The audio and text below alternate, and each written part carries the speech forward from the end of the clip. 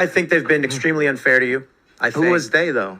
We can't say they is, corporate can we? press. I'm not using the. I don't use the word as the way I guess you guys use. I'm talking. It is about them though, isn't it? I mean, because because when you think about it, consider it.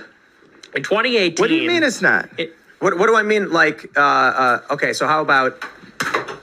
You leaving?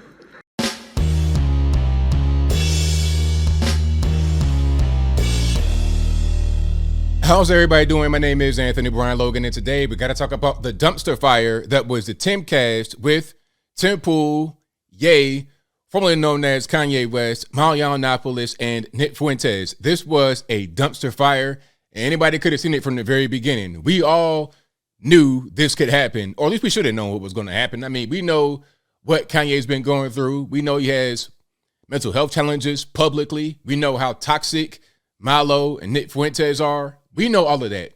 So this whole thing with him walking out of the actual interview after about 10 minutes, 15 minutes of being there was no surprise. It was no surprise. I saw it coming. And I think that Kanye really has been set up by somebody. And it was not Tim Pool. And I'll talk about that in a minute. But first, let's get to the initial clip. This is going to show the moment where Kanye walked out that I showed at the very beginning with a little bit more context. So you're able to see where his mind was at before he just walked out of the building. Let's go ahead and roll it.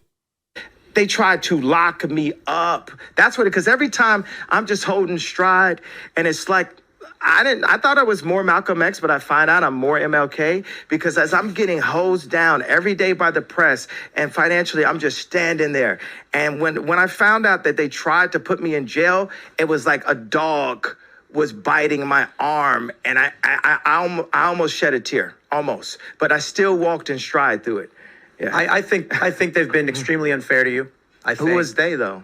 We can't say they is, corporate can we? press. I'm not using the. I don't use the word as the way I guess you guys use. I'm talking. It is about them though, isn't it? I mean, because because when you think about it, consider it. In 2018. What do you mean it's not? What do I mean? Like, okay, so how about? You leaving? Are you referring to the press? He's gone. I'll say it right now.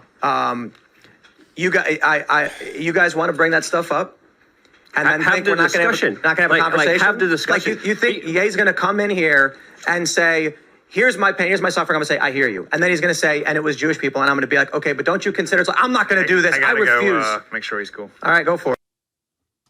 So there you have it. That's the moment where Kanye walked out of the building, and it was after a little bit of kickback. And I think Tim was talking to Nick Fuentes right there about the whole Jay question. And he was like, well, I don't think it's really them, like as a group. Like throughout this little 10-minute thing, matter of fact, let me come back so you can see me clearly. I got to just come back. So here's how the actual thing started. They started talking about the dinner. And I'll show that in a minute. They're talking about the dinner at first.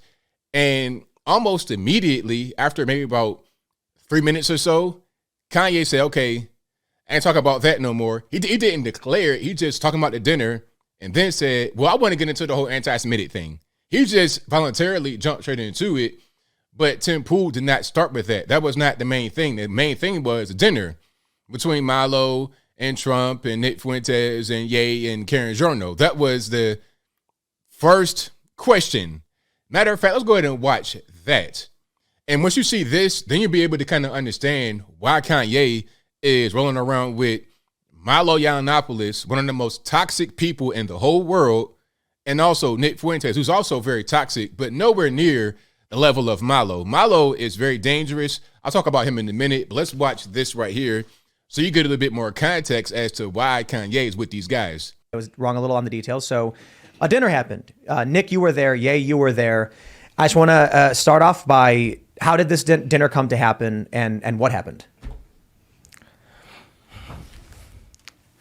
I was talking to Trump for about a month. We had scheduled the dinner in October, and then he announced for president. He pushed the dinner back to November. And I've been pulling together a campaign. And after I put up the DEF CON tweet, a bunch of people that have been canceled, like Alex Jones, I started getting in contact with other people that were now on the inside of the matrix. And Alex Jones, producer, said that Milo wanted to contact me, and here we are. So that's how you. So it was Alex Jones, his producer, that said, hey, go ahead and contact Milo. Who was the person that put Kanye in contact with Milo?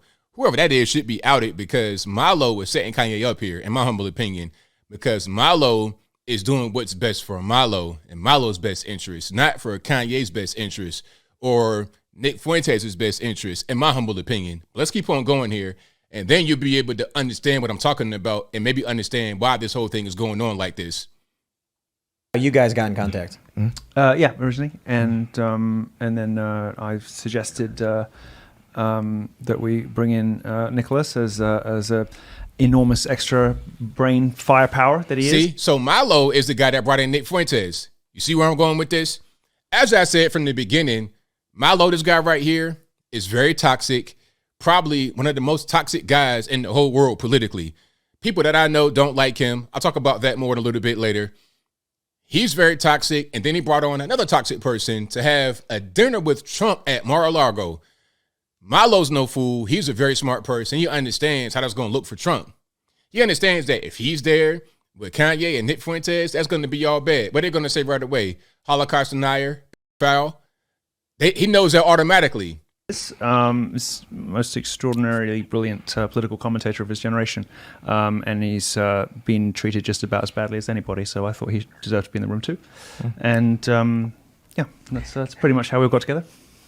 So I have some questions about that, but we'll get through the dinner portion. So after this, they talk about the dinner a little bit more, and then Kanye just goes into talking about the whole Jew thing and anti-Semitism and just Adidas and money, the same old thing you talk about all the time, the same old conversation he has all the time, the same old stuff. He rambled for a long time. People were saying that Tim Pool should let him talk, just let him talk. He let him talk for quite a while, but the podcast, first of all, is called Timcast, not Yaycast, number one. Number two, they have a conversation. They talk to each other. That's the whole format of the show. And Tim Pool put out a few things. He was saying before the show started that Ye, or somebody from Ye's particular little camp right there, was saying they should do it every week. Meaning Ye come on the show, maybe with Nick and Milo, and talk every week. And it's like, well, what is this? Am I now your podcast? Have you taken over my podcast now? That's not how it's going to work.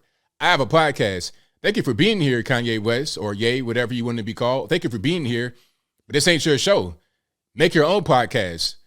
Tim Pool is somebody. You can't just come on the show and take it over. Even if he wasn't a somebody, you can't just take the man's show over. Build your own show. I'm having you on my platform, but we got certain rules and we do things in a certain kind of way. I don't care if you're a celebrity or not. Okay? And if Ye cannot handle Tim Pool and these questions, then how is he going to handle being on a debate stage? If you're trying to become the president for real, how are you going to handle a debate? Are you going to have these never-ending, long-flowing soliloquies on the debate stage, or are you going to get asked questions in the rapid-fire sets? You got a timer above you. You got 2 minutes. You can't be pontificating for 4 minutes and then not even address the question. That's not going to happen. So I don't understand what Ye's doing here, but I think I know what Milo is doing. Milo was getting his revenge. Now, this is what he posted. I'm not sure when this was. This was a while ago. So here's what Milo said. Like I said, I don't think this was recently. Like you see that 1 hour ago, 41 minutes ago.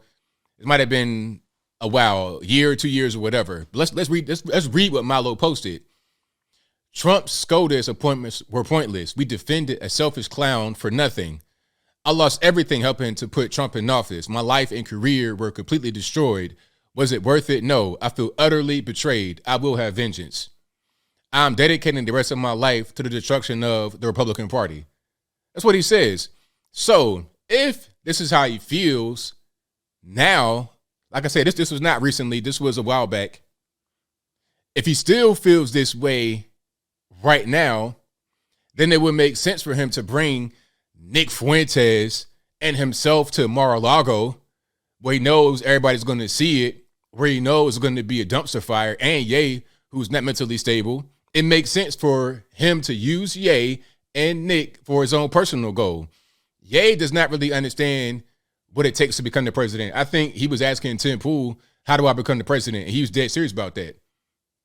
I think Tim Pool said something about ballot harvesting. I think that's what it was. But ultimately, I think Ye is really trying to become the president, and he's going to have people around him who know he can't win, but they'll use him for whatever they want. Nick is just pretty much trying to get some attention, maybe some more fame, some money or whatever. Milo, same thing, but also revenge on the Republican Party. Anybody else, money, attention. It's like Trump, but worse. See, Trump, as I close, understands politics because he was on the back end of it from the business point of view. He understands politics and politicians perfectly. That's why he was able to do so much for the country in a very short period of time. He understands the way the system works. However, he had a issue with people around him that were not very good for him. Okay, I don't want to name names. We know who they are. And Ye is already doing that. He does not really understand politics and the way that it works, nor does he understand how to have good people around him. And one more thing I got to add. Milo, of course, is openly gay, or was. It's funny, people talking about, oh, he's not gay anymore, really? So he was married to a man talking about doing gay sex acts with a man on TV, right? But now he's a Catholic and not gay no more, for real? Is that what we're going to say? Oh, okay, cool. But anyway, I digress. Aside from being openly LGBT, Milo's also allegedly part of the tribe, part of the protected class. So here's Jay talking about, oh, I got all these protected class around me. They're handlers. They're leading me to destruction. Meanwhile, you got Milo right here in your face. Do you not see what's going on? And then Nick Fuentes is in the closet too, in my humble opinion.